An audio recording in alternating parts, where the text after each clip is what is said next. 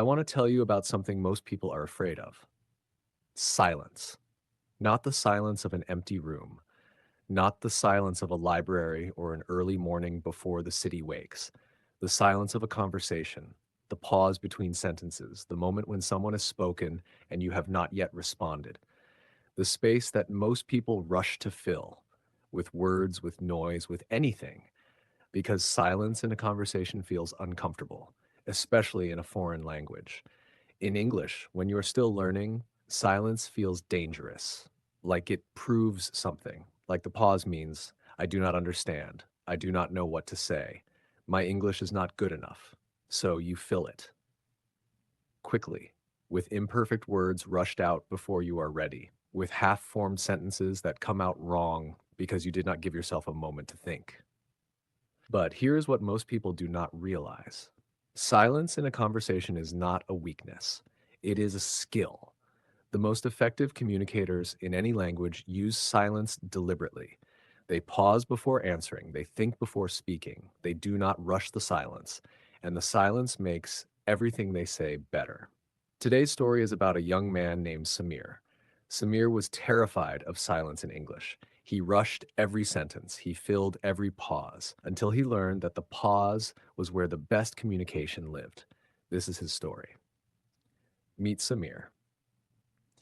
Samir was 27 years old. He worked as a trainer at a corporate training company. He designed and delivered workshops, communication skills, team building, professional development. He was good at it in his native language. Confident, calm, effective. But twice a year, his company ran English workshops for international clients. And those workshops, where everything happened in English, were a completely different experience for Samir. He became someone he did not recognize: fast, rushed, slightly breathless. His sentences came out quickly, too quickly, because he was terrified of the pause. Terrified that if he stopped, even for 2 seconds, people would see that he was thinking, would see that English was work for him, would see the gap between the confident trainer he was in Arabic and the uncertain speaker he became in English. He covered the gap with speed, but speed, he was learning, was its own kind of gap. Fast and uncertain was not the same as confident, and his participants, experienced professionals who were themselves strong communicators, could feel the difference. After one particularly rushed workshop, a senior participant left a written comment. He wrote, "The content was good, but the delivery felt hurried. I could not always follow the thinking." Samir read the comment several times. Hurried, could not follow the thinking. He thought about the pauses he had not allowed, the moments he had rushed through. He went to his colleague Vera, a calm, senior trainer who delivered English workshops effortlessly, and showed her the comment. What Vera said. Vera was 38 years old. She had been training in English for 12 years. She read the comment. She was quiet for a moment. Then she asked Samir one question. When you are training in Arabic, do you ever pause before answering a question? Samir thought about it.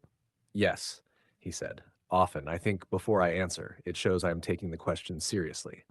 And in English, Samir was quiet. I never pause, he said. I am afraid of what the pause will show. Vera nodded slowly. But in Arabic, what does your pause show to the participant? That I am thinking, said Samir. That I take their question seriously. That my answer is considered rather than automatic. Yes, said Vera. The pause signals intelligence. It signals respect. It signals that what is about to be said is worth waiting for. She looked at him. In English, you are removing all of that. You are speaking before you are ready because you are afraid of the pause. And so what comes out is rushed. And what was in your head, which was good and considered, never makes it into the room. She smiled. The pause is not your enemy, she said. The pause is your friend. Use it. Lesson 1. The pause is a tool. That evening, Samir sat at home and thought about what Vera had said. In Arabic, the pause signaled intelligence. In English, he had been treating it as a sign of weakness. But the pause was the same pause. In any language, the pause meant, I heard you. I am thinking about what you said. What I say next will be worth saying. That was not weakness. That was exactly what a good trainer in any language did. He had been so focused on covering the gap in his English that he had thrown away one of his most powerful tools. He made a decision. From now on, in English, he would allow the pause. Not a long, awkward, disconnected pause. Just a breath, a beat, the natural space that a thoughtful person takes before they respond. He practiced it at home. Someone asks you a question. Pause, breathe, think, then speak. He practiced it in small English conversations first. A colleague asked him something in English. He paused. 2 seconds, then answered.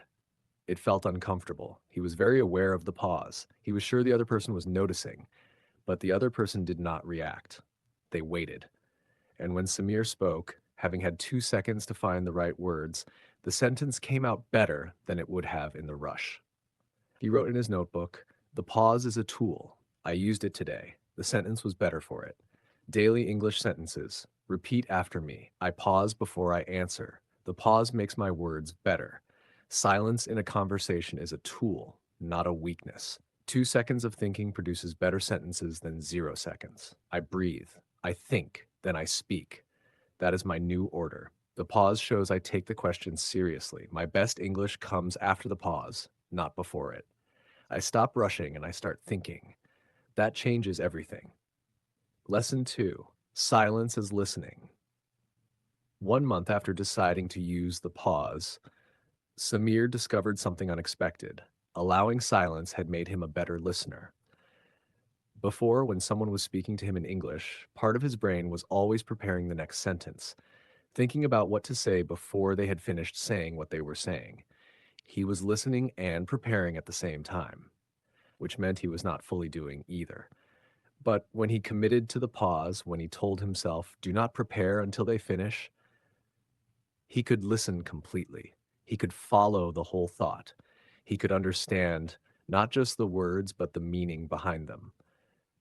And then he paused. And then he responded to what was actually said, not to what he had been preparing to say while half listening. The quality of his responses changed noticeably. A participant in a workshop said to him one afternoon, "That is exactly what I was trying to say. You understood it perfectly."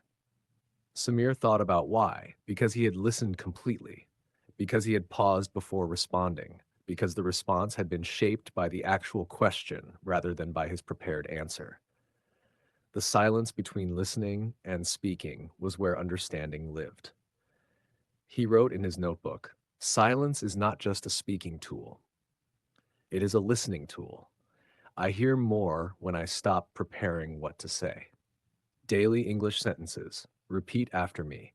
I listen completely before I begin to prepare my answer. The silence between listening and speaking is where understanding lives. I stop preparing while they are speaking. I just listen. You understood exactly what I was trying to say. That is the result of real listening. I hear more when I stop thinking about what to say next. Complete listening makes my responses better, not just my silence. I give the other person my full attention. Then I pause. Then I speak. Lesson 3. The workshop that changed. 3 months after his conversation with Vera, Samir delivered an English workshop to a new international group. He prepared carefully, but he also prepared differently from before. Before, he had prepared by memorizing everything, by having every sentence ready so there would be no gaps, no pauses, no moments of reaching. This time, he prepared the content thoroughly, but he did not try to pre-fill every silence. He trusted the pause. The workshop began. 20 participants, all international professionals, all experienced. A participant asked a complex question in the first session, a nuanced question about handling conflict in multicultural teams. 1 year ago, Samir would have rushed an answer. Something quick and partially right, delivered fast to cover the pause. This time, he paused. He looked at the participant. He nodded, slowly, genuinely, as if the question deserved the pause. 3 seconds. Then he answered, carefully, specifically, using words he had found in those 3 seconds of thinking. The participant nodded, then said, "That is a very clear way to look at it." The rest of the workshop followed the same pattern. Samir paused when he needed to. He spoke when he was ready. He did not rush the silence. At the end, written feedback from participants. 2 of them wrote almost the same thing. Very thoughtful presenter. Gave me time to think too. Very thoughtful. Not fast, not impressive. Thoughtful. He had been reaching for impressive for years. Thoughtful. Thoughtful was better. Daily English sentences. Repeat after me. I pause when I need to. I speak when I am ready. 3 seconds of thinking produced a clear and specific answer. Very thoughtful presenter. Those words mean more than impressive. I trust the pause. It works every time. The pause gives the other person time to think too. I am not rushing to fill silence anymore. I am using it. Thoughtful is better than fast. I know this now. Lesson 4. 6 months. A different trainer. 6 months after the conversation with Vera, Samir stood at the front of a large conference room. 40 participants. A high-profile international workshop, his company's most visible event of the year. He was not the same person who had delivered that hurried workshop and received the comment about rushing.